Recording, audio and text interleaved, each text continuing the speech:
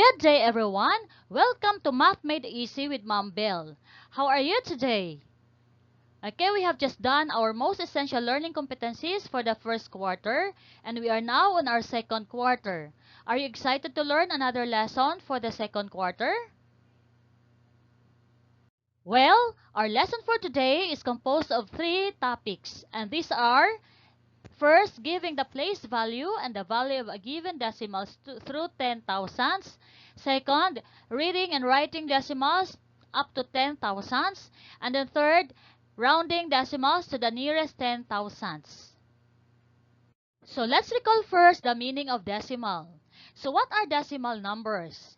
Decimal numbers are numbers in between two whole numbers. It represents a part of a whole. Not a whole number part, but a part of a whole. Okay? In other words, is the place between two integers. If we take a number line from 0 to 1, this one, we can split up the space between them into tenths. Or we can divide this space here into 10 equal parts. Okay, so this one.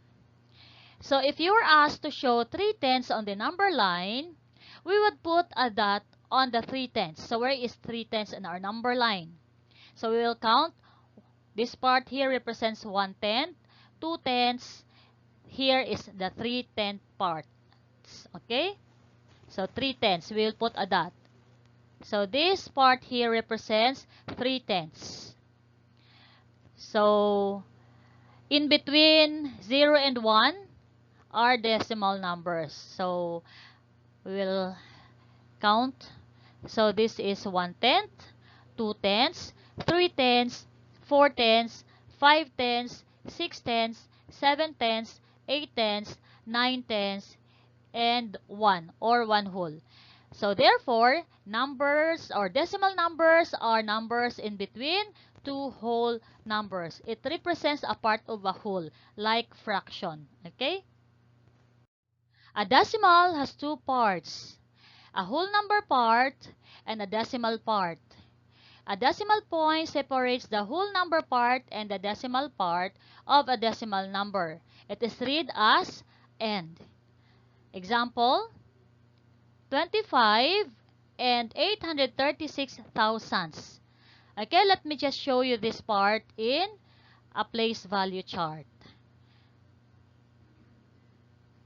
So, the digits lying to the left of the decimal point here form the whole number part.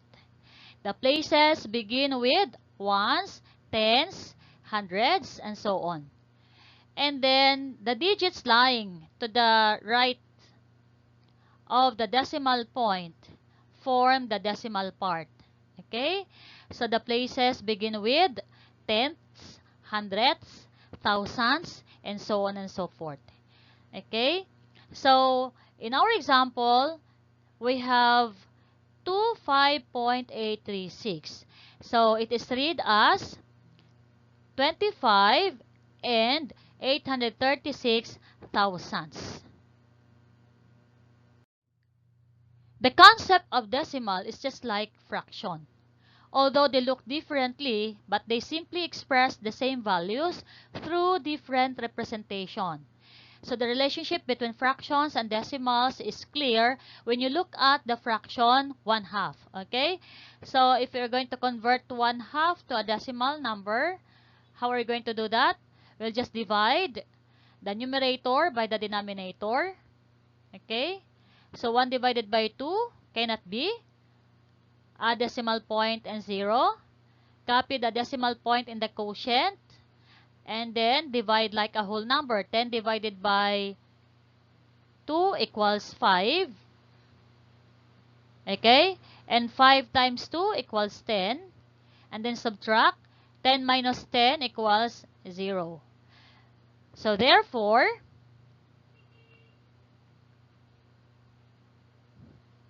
when you divide the numerator by the denominator, you get a decimal. That is seen in the following example that we have. So 1 divided by 2, the answer is 0.5. Therefore, 1/2 is equal to 5/10. Okay, so we are now on the first topic that we're going to discuss for today, which is giving the place value and the value of a given decimals through 10,000s. So in order for you to read or write decimal numbers, we need to know the place value of its digit first. That is the value of a digit based on its position within a number. The decimal numbers, the position of a numeral in relation to the decimal point determines its place value. So in math, every digit in a number has a place value. So what is a place value? Place value can be defined as the value represented by a digit in a number based on its position in the number. Okay, so I have here an example of a place value chart. The place value for decimal numbers is done exactly the same way whole numbers are treated. But in this case, it is reversed. Okay? So the place value of a digit in the place value chart increases by 10 times as we shift to the left and decreases by 10 times as we shift to the right. Okay?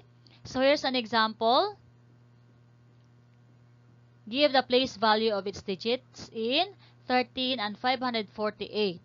So here, we're going to show the relationship between the place or position and the place value of the digits in a number. So in 13 and 548 thousandths, the place value of 1 is tens. Okay? So 1 is in the tens place. That's why the place value of 1 in 13 and 548 is tens. It is in the whole number part. Remember, we just add s to the place value when it is in whole number part. Okay? So what about 3? 3 is in the ones place. So the place value of 3 in 13 and 548 thousandths is ones. What about 5? 5 is in the 10th place. It is in a decimal part. So we added THS. Okay? So the place value of 5 in 13 and 548 thousandths is tenths with THS because it is in the decimal part. Okay? And what about 4? 4 is in the hundredths place. So the place value of 4 in 13 and 548 thousandths is hundredths with THS. What about 8? So the place value of 8 is thousandths because it is in the thousandths place. Okay? What about value? What does it mean? Well, the value refers to the worth of its digit depending on where it lies in the number. It is the product of that digit holding the decimal place and the value of that position. Okay, so example, 13 and 548 thousandths. So what is the value of 1 in our example? Okay, so the digit 1 is in the tens place. So the place is tens. And it has a value of 1 times 10 is equal to 10. So the value is 10. Okay? What about 3? The digit 3 is in the ones place. That is the place value of 3. It is in ones. And it has a value of 3 times 1. The product is 3. So this is the value 3. Okay? And then we also have 5. The digit 5 is in the tens place. And it has a value of 5 times 1 over 10 or 5 tenths. And 5 tenths is equal to 0.5 or 5 tenths. This is the value of 5 in our example. What about 4? 4 is in the hundredths place. This is the place value of 4. And it has a value of 4 times 1 over 100 or 4 hundredths or 0.04. So this is the value of 4. The place value is hundredths and the value is 0.04 or 4 hundredths. Okay? And what about 8? The digit 8 is in the thousands place. Okay, this is the place value of 8. And it has a value of 8 times 1 over 1,000 or 8 thousandths. Okay, so it has a value of 8 thousandths. 0.008. This is the value of 8 in our example. Okay, so 0.008 or 8 thousandths. Okay, let us read the given problem. The science class was given a micrometer to measure the thickness of different leaves. The chart below shows the data recorded. What does 3 in each number mean? Okay, so leaf and thickness. Upo leaf, the thickness is 3,157 10,000 centimeters. Gumamela leaf, 329 10,000 centimeters. Talisay leaf, the thickness is 2,138 10,000 centimeters. And to answer the question, let us use the place value chart as seen at the right portion of our screen. Okay?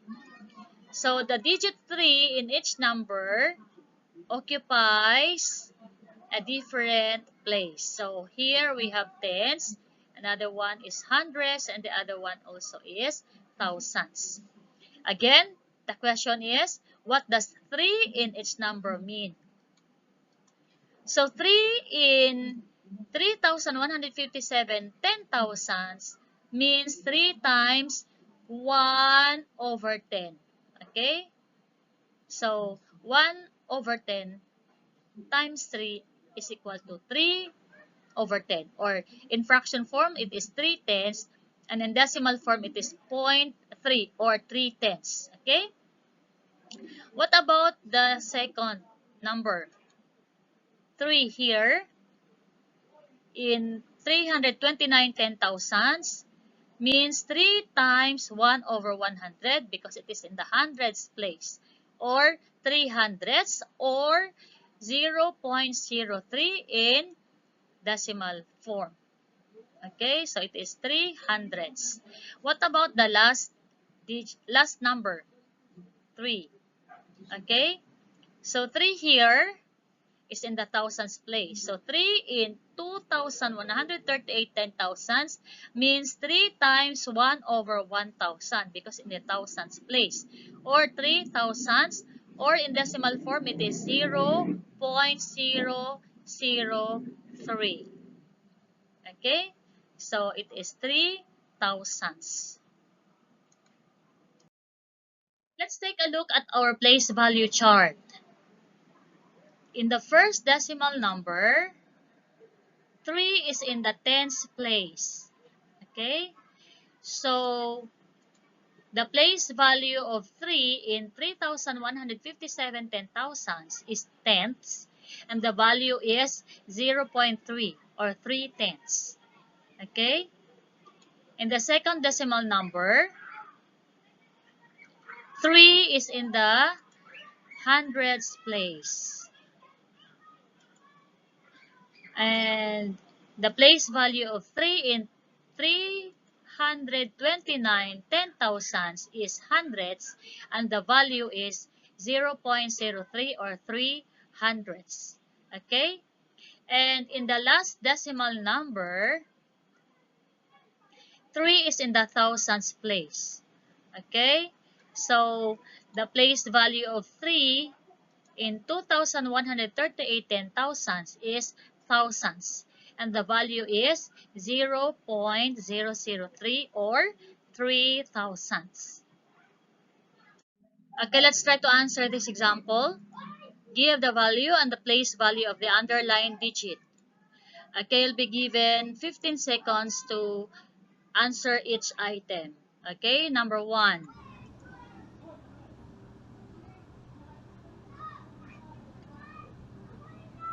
What is the value and the place value of 7?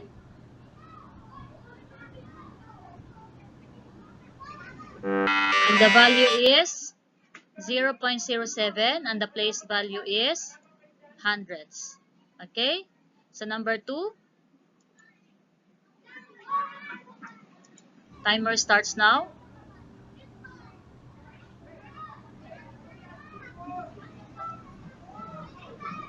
What is the value and the place value of 8? The answer is 0.008, and then the place value is 10 thousandths. Okay, number 3, timer starts now.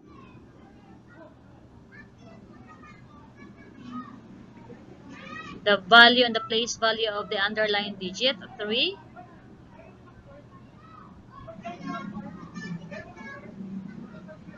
So what is the value of 3? We have 0.3. And the place value is tenths. Okay, number 4. What is the value and the place value of the underlying digit? 6. Okay, timer starts now.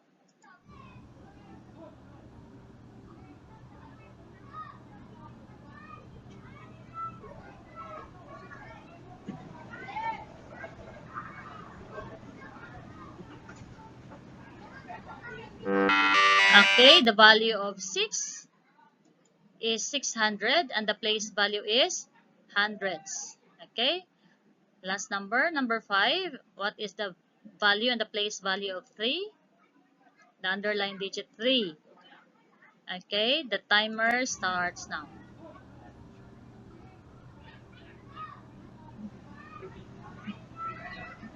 Okay, the value and the place value of 3 is 0.003 and the place value is thousands. Okay, did you get 5?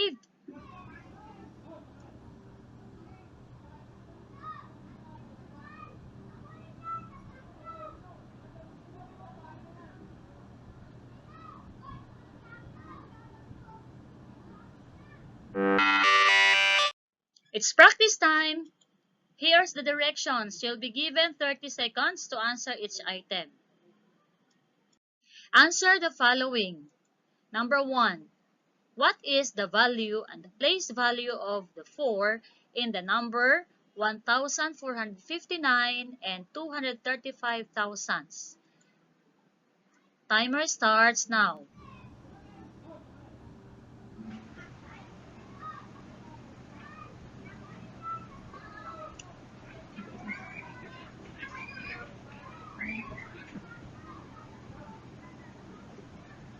The answer is, value is 400 and the place value is hundreds. Let's continue with number 2 question. What digit is in the thousands place in the number 485 and 495 thousandths? Timer starts now.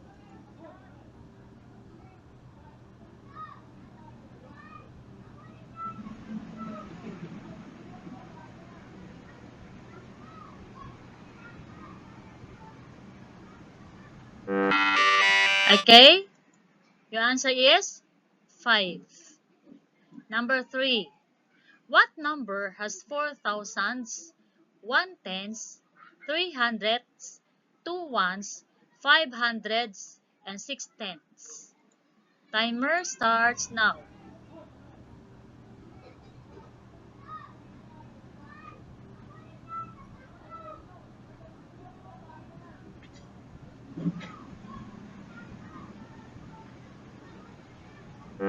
Your answer is 4,512 and 63 hundredths.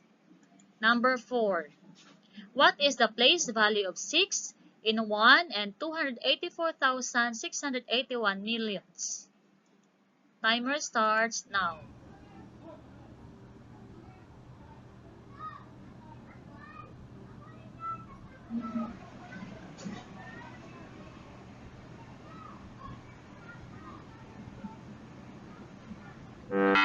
And the answer is 10 thousandths. Number 5. What is the value of 7 in 1,508 and 78 thousandths. Timer starts now.